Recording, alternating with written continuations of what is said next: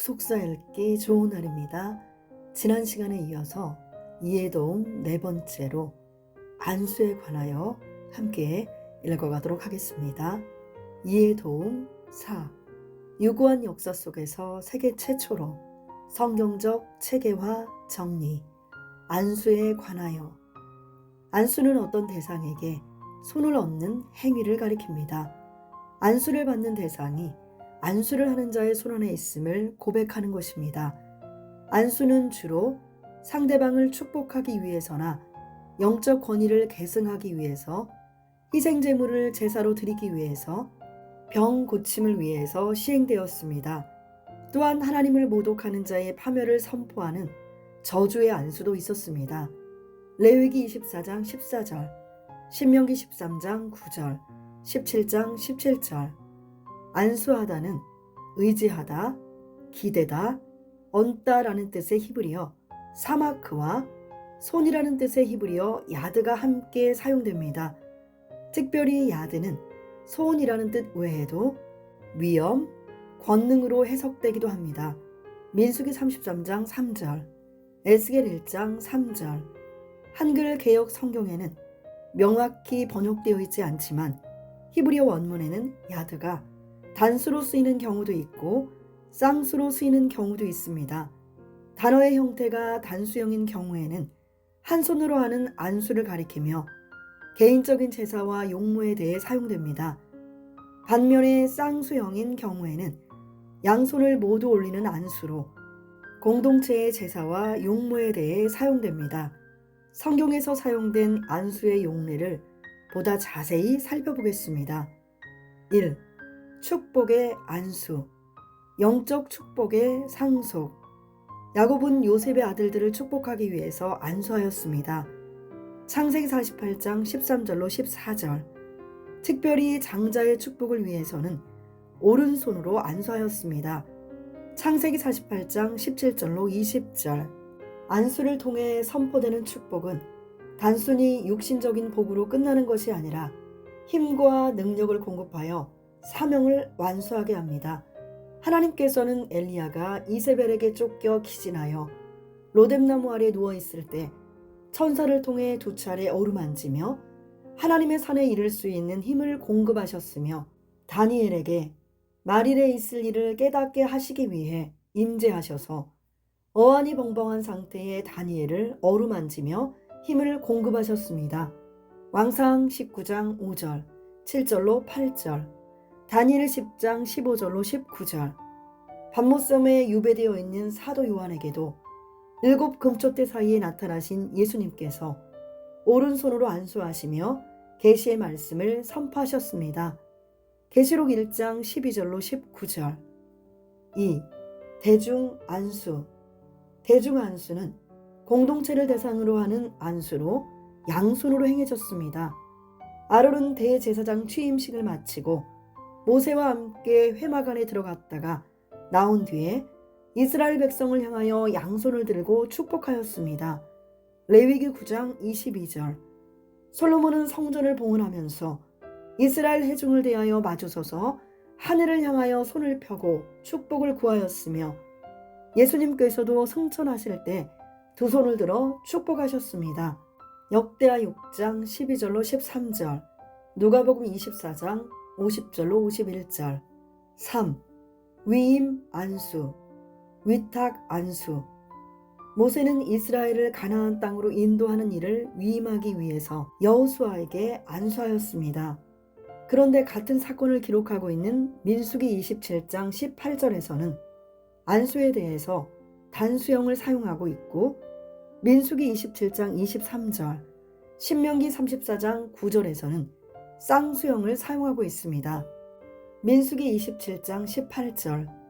여호와께서 모세에게 이르시되 눈의 아들 여호수아는 신에 감동된 자니 너는 데려다가 그에게 안수하고. 단수. 민수기 27장 22절로 23절. 모세가 여호와께서 자기에게 명하신 대로 하여 여호수아를 데려다가 제사장 엘르아살과 온 회중 앞에 세우고 그에게 안수하여 위탁하되 여호와께서 자기에게 명하신 대로 하였더라. 쌍수. 신명기 34장 9절.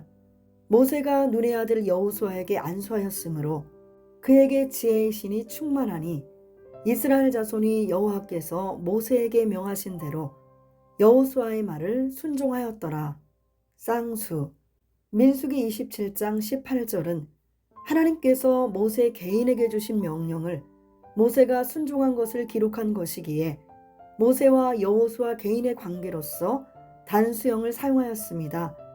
반면에 민수기 27장 23절 상반절, 신명기 34장 9절은 이스라엘 백성의 새로운 영도자인 여호수아와 이스라엘 공동체의 관계이므로 쌍수형을 사용한 것입니다. 이 외에도 이스라엘 자손 가운데 하나님께 봉사하기 위한 레위인을 세울 때도 레위인들을 여호와 앞에 나오게 하여 이스라엘 자손이 그들에게 안수하게 함으로써 위임하였습니다. 민수기 8장 10절. 위임 안수는 영적 권위를 계승하는 준엄한 예식이었습니다. 4. 동일시의 안수. 5대 제사 중 제물에 안수하는 제사는 번제, 화목제, 속죄제입니다. 레위기 1장 4절, 레위기 3장 1절로 2절, 8절, 13절, 레위기 4장 3절로 4절, 15절, 24절, 29절, 33절. 또한 제사장의 위임식, 대속죄일 규례에도 희생 제물에 안수하였습니다. 출애굽기 29장 10절, 15절, 19절, 레위기 8장 14절, 18절, 22절. 제사인이 희생 제물에 안수함으로 제사인과 희생 제물이 동일시됩니다. 죄의 대가로 제사인은 죽을 수밖에 없지만 동일시된 희생 제물에게 제사인의 죄가 다 전가되는 것입니다. 따라서 희생 제물의 죽음은 단순히 제사인의 죄가 옮겨가서 죽는 것으로 그치는 것이 아닙니다. 희생 제물의 죽음은 곧 제사인의 죽음이 되기에 제사인의 모든 죄가 되속되는 것입니다. 안수하여 바치는 희생 제물이 하나님께 연락되는 것은 희생 제물의 죽음을 통해 죄악된 옛사람을 완전히 끊어내는 역사를 의미합니다. 5. 저주의 안수. 성경에서 안수는 대부분 긍정적인 의미로 사용되었지만 간혹 저주의 안수도 기록되어 있습니다. 여호와의 이름을 저주하며 회방한 자를 진 밖에 끌어내어 그 말을 들은 모든 자로 그 머리에 안수하게 하고 온 회중이 돌로 쳐서 죽였습니다. 레위기 24장 10절로 14절. 그 말을 들은 모든 자가 먼저 다 저주하며 회방한 자의 머리에 안수하게 한 것은 망령된 말을 들음으로써 혹시라도 얼이 미칠 수도 있기 때문입니다. 시편 36편 1절, 106편 32절. 하나님 앞에 가증한 악을 행한 자나 미혹한 자를 죽일 때에는 안수를 통하여 증인이 먼저 손을 대고 뭇 백성이 손을 대어야 했습니다. 신명기 13장 9절, 17장 7절. 6. 신약시대의 안수. 1. 예수님의 안수. 구약시대 대속죄일에 대제사장이 안수를 받고 이스라엘의 죄를 걸머지고 진 밖으로 나가는 아사셀 염소는 예수님께서 세례받으신 사건을 예표합니다. 레위기 16장 21절. 세례 요한의 세례는 죄를 고백하고 사함을 받게 하는 회개의 세례였습니다. 마태복음 3장 6절, 마가복음 1장 4절로 5절, 누가복음 3장 3절. 예수님께서는 세례를 받아야 하는 분이 아니시지만 인류의 죄를 걸머지시기 위해 기꺼이 세례 요한에게 나아가 세례를 받으셨습니다. 마태복음 3장 13절로 17절, 마가복음 1장 9절로 11절, 누가복음 3장 21절로 22절, 요한복음 1장 29절로 34절. 예수님께서는 세상 죄를 지고 가는 하나님의 어린 양으로서 세례를 받으심으로 죄인과 기꺼이 하나가 되신 것입니다. 이사야 53장 6절 12절. 예수님께서는 병자를 고치실 때 자주 안수하셨습니다. 베드로의 장모를 고치실 때나 회당장 야이로의 딸을 살리실 때에도 그 손을 잡아 일으키셨으며 고향 사람들이 믿지 않은 가운데 소수의 병인들을 안수하여 고치셨습니다. 마태복음 8장 14절로 15절, 마가복음 1장 30절로 31절, 5장 41절로 42절, 누가복음 8장 54절로 56절, 마가복음 6장 2절로 5절. 베세다에서 소경에게 2번 안수하여 고치셨으며 예루살렘 인근의 회당에서는 18년 동안 귀신 들려 앓으며 꼬부라져 있던 여자를 안식일에 안수하여 고치셨습니다. 마가복음 8장 22절로 26절, 누가복음 13장 10절로 13절. 어린아이들에게도 안수하시며 천국이 이런 자의 것이니라 라고 말씀하셨습니다. 마태복음 19장 13절로 15절, 마가복음 10장 16절. 또한 예수님께서 영광스러운 모습으로 변화하셨을 때 빛난 구름이 제자들을 덮고 이는 내 사랑하는 아들이요 내 기뻐하는 자니 너희는 저의 말을 들으라 라는 소리가 있었습니다. 마태복음 17장 5절. 예수님께서는 그 음성을 듣고 엎드려 심히 두려워하는 제자들에게 손을 대시며 두려워 말라 라고 하셨습니다. 마태복음 17장 6절로 7절. 예수님께서 부활하신 후 40일간 이 땅에 거하시다가 승천하실 때에도 손을 들어 지상에 남은 제자들에게 축복하셨습니다. 누가복음 24장 50절로 53절. 예수님의 안수는 예수님과 하나로 연합하는 자에게 있을 회복과 구원을 보여주는 표징이었습니다. 마태복음 13장 13절로 16절. 2. 사도들의 안수. 사도들은 복음을 증거하며 믿음으로 영접하는 자에게 안수하여 성령을 받게 하였습니다. 사도행전 8장 14절로 17절, 19장 1절로 7절.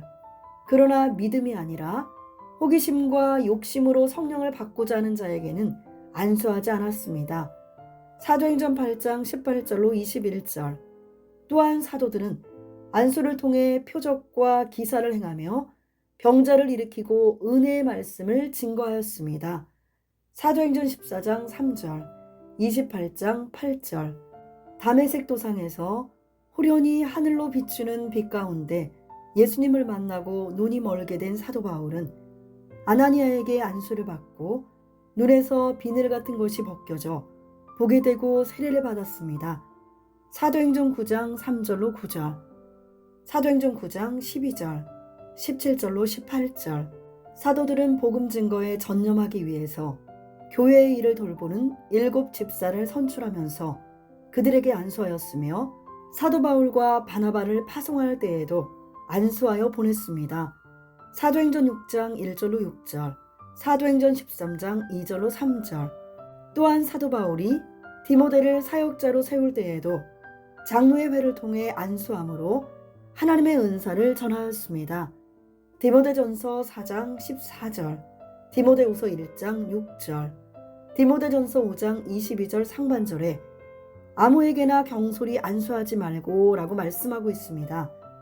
이는 안수가 단순한 의식적 행위가 아니라 하나님과의 영적인 접촉을 손을 통해 드러내는 표징이자 실질적인 은혜의 방편이기 때문입니다.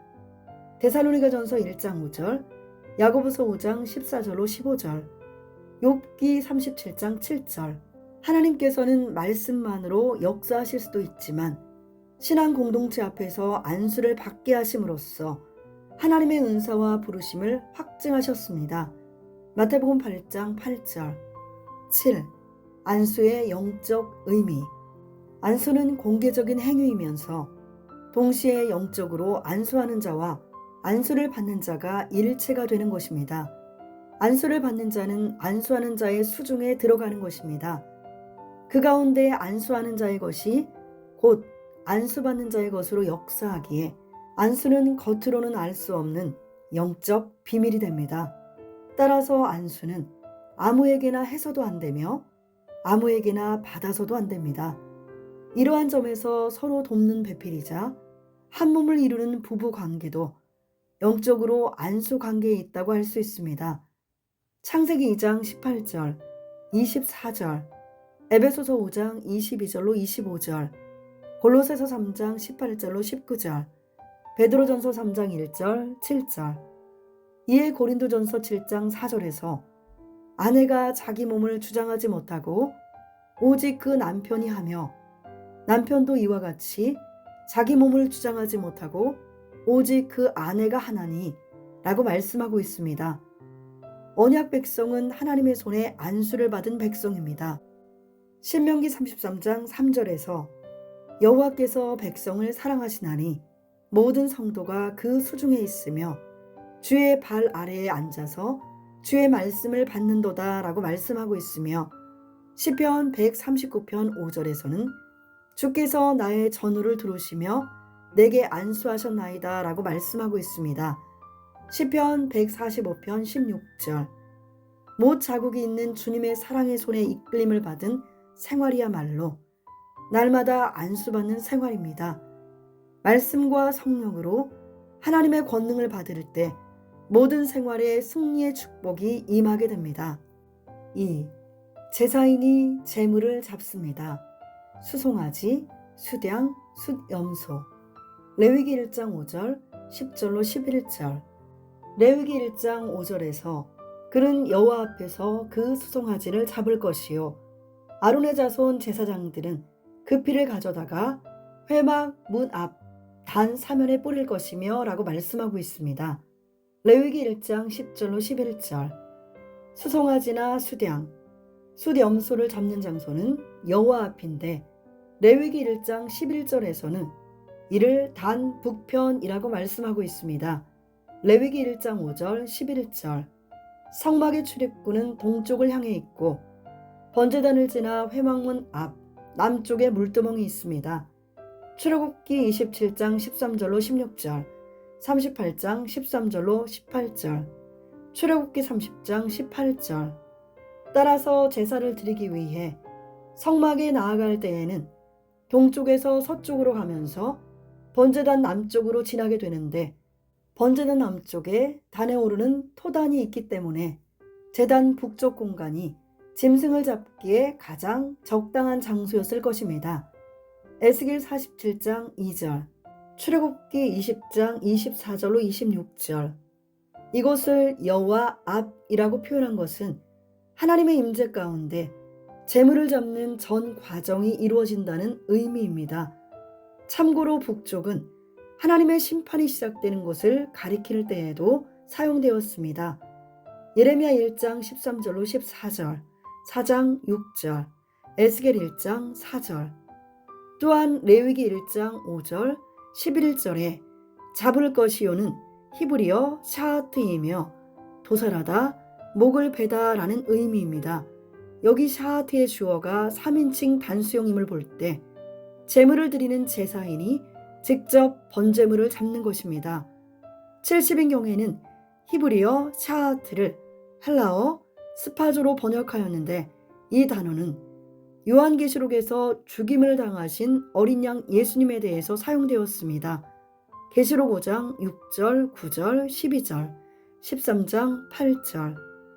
제사인은 여호와 앞에서 자신을 대신하여 아무 죄 없는 짐승을 직접 죽이면서 큰 양심의 가책을 느꼈을 것입니다. 이는 우리의 죄 때문에 십자가에 달려서 자신을 들이신 예수 그리스도의 희생을 생각하게 합니다. 고린도후서 4장 14절로 15절, 5장 20절로 21절, 디도서 2장 14절. 3. 제사장이 제물의 피를 회막문 앞 번제단 사면에 뿌립니다. 제물을 바치는 제사인이 제물을 잡고 나면 아론의 자손 제사장들은 그 제물의 피를 번제단 사면에 뿌립니다. 레위기 1장 5절 하반절에서 아론의 자손 제사장들은 그 피를 가져다가 회막문 앞 단 사면에 뿌릴 것이며 라고 말씀하고 있습니다. 레위기 1장 11절. 피는 각종 제사에서 필수 요소입니다. 레위기 17장 11절에서는 피에 생명이 있으므로 피가 죄를 속한다고 밝히고 있습니다. 레위기 17장 11절. 육체의 생명은 피에 있음이라. 내가 이 피를 너희에게 주어 단에 뿌려 너희의 생명을 위하여 속하게 하였나니 생명이 피에 있으므로 피가 죄를 속하느니라. 모든 생물은 피 안에 생명이 있으며 피는 그 생명과 일치합니다. 레위기 17장 14절, 창세기 9장 4절, 레위기 7장 26절로 27절, 신명기 12장 23절. 피뿌림을 통하여 정결케 하고 성결케 하고 속죄할 수 있습니다. 레위기 14장, 출애굽기 29장 10절로 37절, 히브리서 13장 12절, 레위기 16장 6절, 14절로 19절. 율법의 세부 규례에서는 피의 식용을 절대 금지하고 피가 오직 하나님께 속하였다고 말씀하고 있습니다. 창세기 9장 4절, 레위기 3장 17절, 7장 26절, 17장 10절로 14절, 19장 26절, 신명기 12장 16절, 23절로 25절, 15장 23절. 이는 하나님만이 모든 생명의 주인이심을 강조하는 것입니다. 따라서 제물을 죽이는 것은 제사인이 하지만 제물의 피를 취하여 뿌리는 것은 제사장이 해야 합니다. 제사장은 제물의 피를 취한 뒤에 번제단 사면에 뿌립니다. 레위기 1장 5절 하반절에 그 피를 뿌릴 것이며 에서 뿌리다는 많이 뿌리다, 붓다라는 뜻의 히브리어 자라크로 번제단 사면에 제물의 피를 끼얹어 뿌리는 것을 의미합니다. 또한 자라크는 이사야 28장 25절에서는 씨앗을 던져 땅에 뿌리는 모습을 표현하는 데 사용되었습니다. 이처럼 번제단 사면에 피를 뿌리는 것은 죄 사함과 새로운 생명이 뿌려짐을 의미합니다. 히브리서 9장 12절, 14절, 22절, 13장 12절. 이스라엘 백성이 드린 희생 제물을 태워 없애는 번제단은 예수님께서 자신을 쪼개어 드리신 십자가의 예표입니다.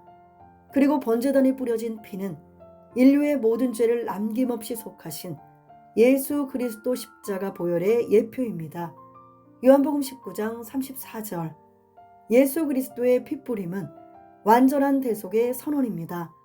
히브리서 12장 24절, 히브리서 9장 13절로 14절에서 염소와 황소의 피와 및 암송아지의 죄로 부정한 자에게 뿌려 그 육체를 정결케 하여 거룩케 하거든 하물며 영원하신 성령으로 말미암아 흠없는 자기를 하나님께 드린 그리스도의 피가 어찌 너희 양심으로 죽은 행실에서 깨끗하게 하고 살아계신 하나님을 섬기게 못하겠느뇨? 라고 말씀하고 있습니다. 우리는 예수 그리스도의 피뿌림으로 새 생명을 얻기 위하여 택하심을 받은 자들입니다. 베드로전서 1장 2절. 4. 제사인이 가죽을 벗기고 각을 뜹니다. 레위기 1장 6절 12절. 희생제물의 가죽을 벗기고 각을 뜨는 과정은 5대 제사 중 번제에만 나타납니다. 레위기 1장 6절에서 그는 또 그 번제 희생의 가죽을 벗기고 각을 뜰 것이요 라고 말씀하고 있습니다. 여기 번제 희생이라는 표현은 소뿐 아니라 양, 염소도 포함하는 것인데 레위기 1장 12절에 양, 염소로 번제물을 드리는 규례에서는 가죽을 벗기는 과정에 대한 기록이 생략되어 있습니다. 가죽을 벗기다는 히브리어로 한 단어인 파샤트의 히필령이 쓰여 옷을 벗기듯이 완전히 가죽을 벗겨내는 것을 의미합니다. 제물을 드리는 제사인은 직접 제물의 가죽을 벗기고 각을 떠야 합니다. 그리고 그 가죽은 제사를 집례하는 제사장의 몫으로 돌렸습니다. 레위기 7장 8절. 짐승의 아름다운 외형을 감싸는 가죽을 벗기고 나면 볼품없는 살덩어리만 남게 됩니다. 히브리어 파샤트는 짐승의 가죽을 벗기는 것을 묘사할 때도 사용되지만 대부분 옷을 벗는 것을 의미합니다. 창세기 37장 23절을 볼 때 요셉의 형들은 질투 때문에 요셉의 채색옷을 벗기고 그를 애굽으로 팔았습니다. 이스라엘이 범죄로 말미암아 이방인에게 짓밟힐 때에도 그 옷이 벗겨졌다고 표현했습니다. 에스겔 16장 39절, 23장 26절.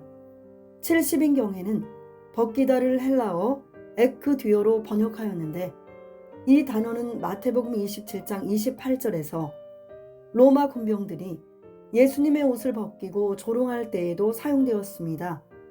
예수 그리스도께서는 우리를 위하여 벌거벗겨진 채 상함을 받으시고 온전한 제물이 되셨습니다. 마태복음 27장 28절로 30절, 이사야 53장 10절.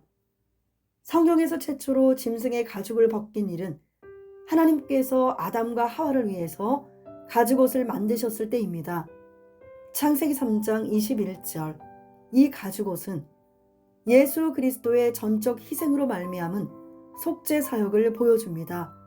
짐승의 가죽을 벗기듯이 성도는 옛사람을 완전히 벗어버려야 합니다. 에베소서 4장 22절. 사도 바울처럼 예수 그리스도를 알기 전에 가졌던 세상적인 가치관과 욕망을 배설물로 여기고 버려야 합니다.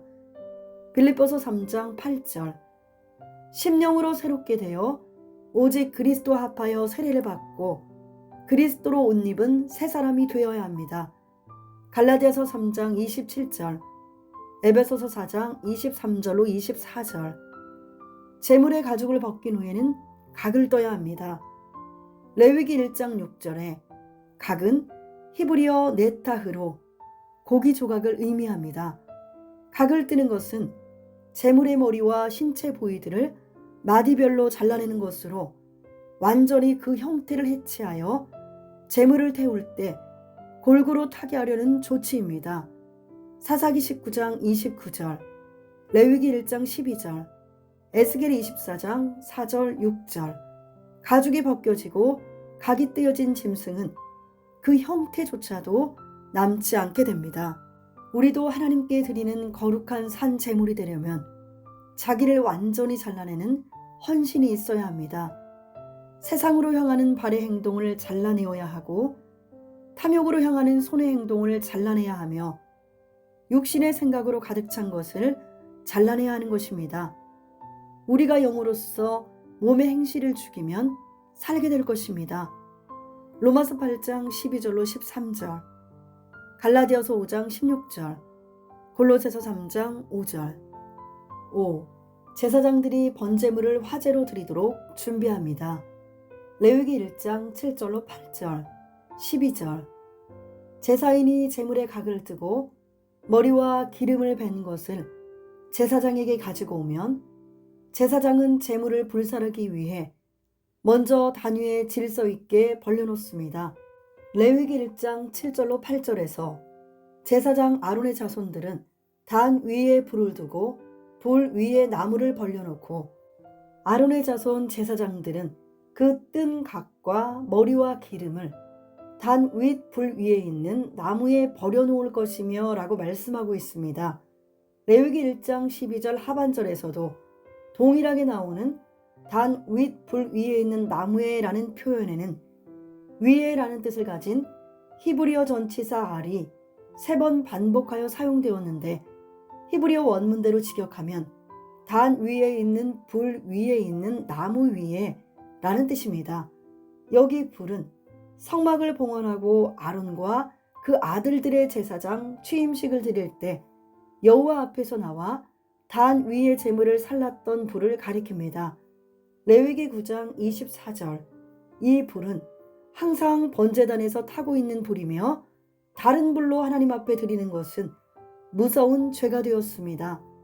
레위기 6장 8절로 13절, 레위기 10장 1절. 또한 나무를 놓을 때 사용된 버려놓다는 히브리어 아라크로, 그 뜻은 질서 있게 하다입니다. 나무를 아무렇게나 놓는 것이 아니라 가지런하게 올려놓는 것입니다.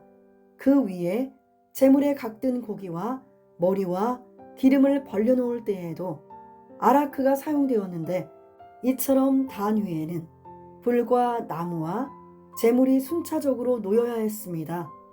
오늘날 하나님께 예배를 드릴 때도 질서가 있어야 합니다. 고린도전서 14장 33절 40절.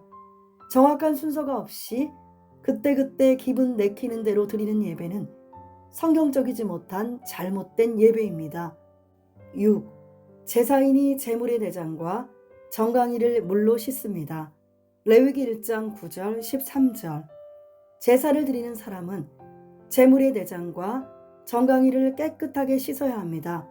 레위기 1장 9절 상반절과 13절 상반절에서 그 내장과 정갱이를 물로 씻을 것이요 라고 말씀하고 있습니다.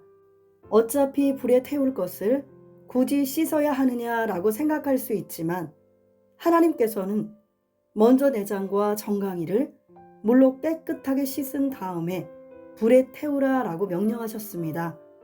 내장 속에는 악취나는 음식물 찌꺼기가 있으며 정강이에는 흙이 묻어있기 때문에 물로 씻어야 하는 것입니다. 내장은 히브리어 케렙으로 내부, 중앙, 한가운데라는 뜻이며 동물의 내장이나 사람의 중심을 가리킵니다. 이사야 26장 9절, 예레미야 9장 8절, 시편 51편 10절을 볼 때 내 안에 정직한 영을 새롭게 하소서 라고 하였습니다. 또한 정강이는 히브리어 카라의 쌍수형으로 구체적으로 뒷다리 부위를 가리킵니다. 레위기 11장 21절, 네 발 짐승의 뒷다리는 흙과 배설물로 쉽게 더러워지는 부위이므로 더러운 것을 완전히 제거해야 했습니다. 제물의 내장과 정강이는 제사를 드리는 사람의 마음과 몸을 상징합니다.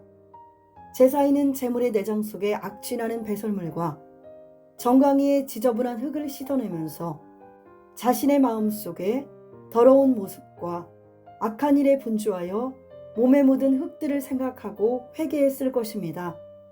우리도 깨끗한 제물이 되기 위해서는 우리의 마음과 몸이 깨끗한지를 늘 살펴야 합니다.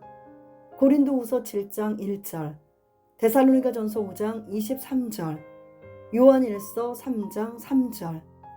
구속사 읽기 좋은 날, 다음 시간에 이어서 7번째로 제사장이 제물을 불살라 번제를 삼는 내용 함께 읽어가도록 하겠습니다. 감사합니다.